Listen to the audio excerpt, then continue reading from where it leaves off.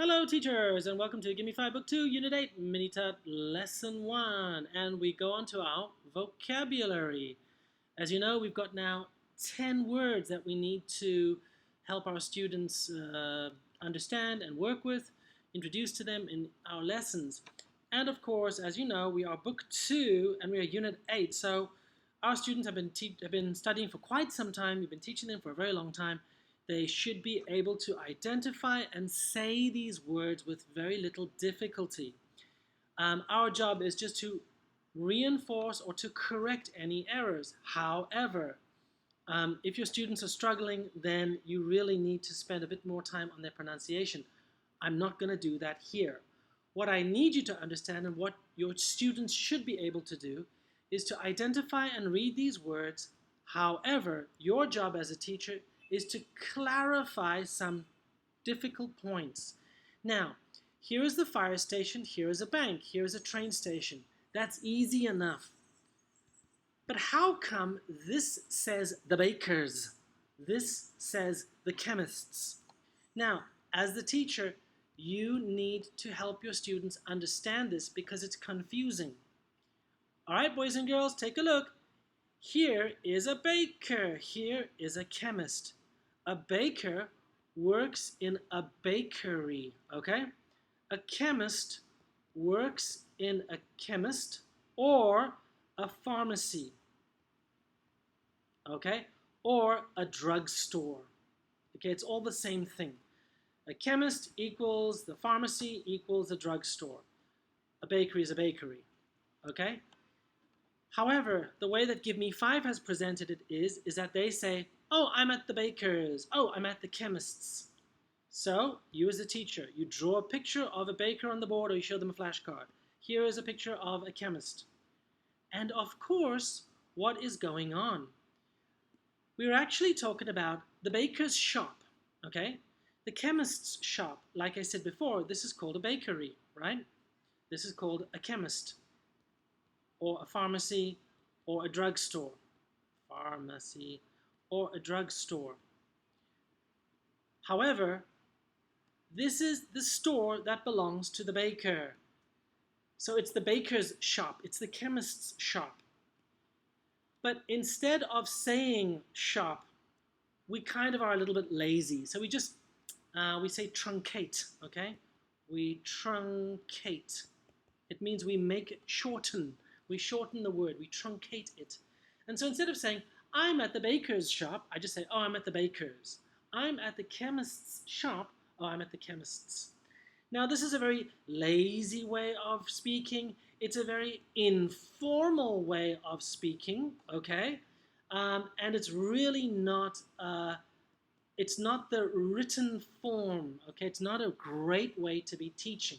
However, it does appear in the book like this, and therefore we have to at least help our students understand and contextualize what it means when we say, I'm at the baker's, or what we mean when we say, I'm at the chemist's. Okay, we actually mean the chemist's shop, the baker's shop.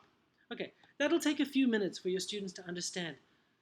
You can draw the picture, you can speak in English. I think it's quite reasonable and quite understandable. And as soon as they've kind of, oh, yeah, whatever, that's the general idea, it really doesn't matter because, boom, we want to go straight into our vocabulary games. Now, the other thing that you need to keep in the back of your mind is the demonstratives. We're going to be using this inside our vocabulary teaching.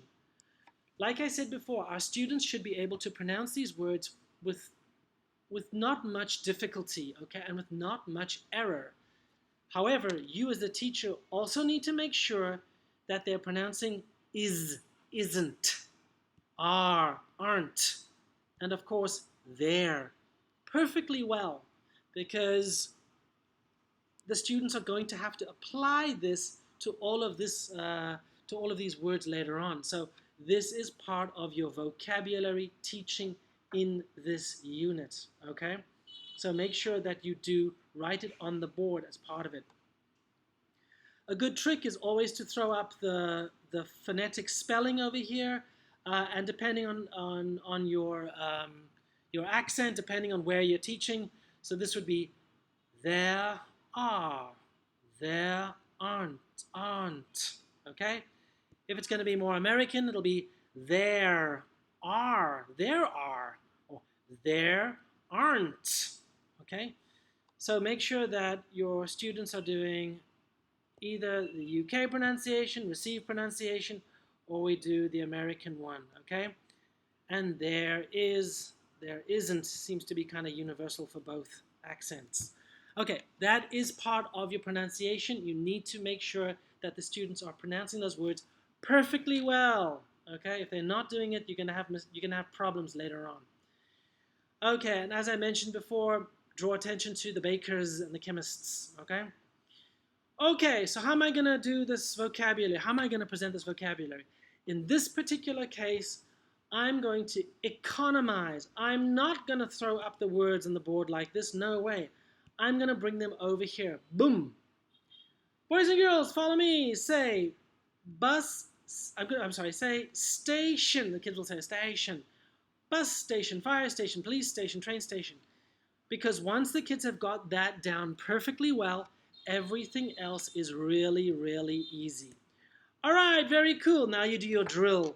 Table number 1, stand up, please. Table number 1 stands up. All right, 1, 2, 3, 4, go. Boom, boom, boom, boom, boom. Good job. I give you points. Table number 3, go. Boom, boom, boom. Bus station, fire station, police station. Uh-oh. Train station. Uh-oh. Poor pronunciation. Sit down. Table number 2, stand up, please. Boom, boom, boom, boom, boom. Good job. You guys are doing really well. Table number 4, bus station. Uh-oh. Police station. Uh-oh. And you give them a point, okay? Obviously, according to how good they are. That's your first round, okay? Then you move on to the next set of vocabulary. Museum, post office, bank, car park, 1, 2, 3, 4. And then boom, boom, boom. Good, you give them their points. Boom, boom, boom, boom, boom, boom, boom, boom, boom, whatever. Good job. That's that round over there. I should say that set over there. And then you're going to do your final set over here. Boom, boom, boom.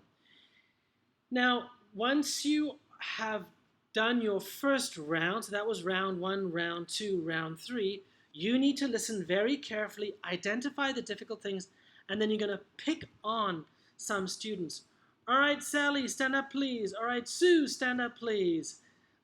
Sue and Sally, 1, 2, 3, 4. Fire station, police, post office, chemists, isn't. And then they will stand up, they'll read it out, and then boom, you give them their cards, and then they sit down, okay? Good job. Next one, Mary and Michael, stand up, please. Mary stands up, Michael stands up. All right, Mary, Michael, 1, 2, 3, 4. And of course, they read it, and then you give them their points. And if they're very good, you give them more points, of course, and then they sit down. So make sure that all of that vocabulary is well spoken. All right, teachers, that is how I would attack, or I would tackle, or I would approach the vocabulary now in Book 2, Unit 8. As I said before, you're going to spend a fairly long time on helping the kids understand what is going on with the vocabulary, okay? The bakers and the chemists.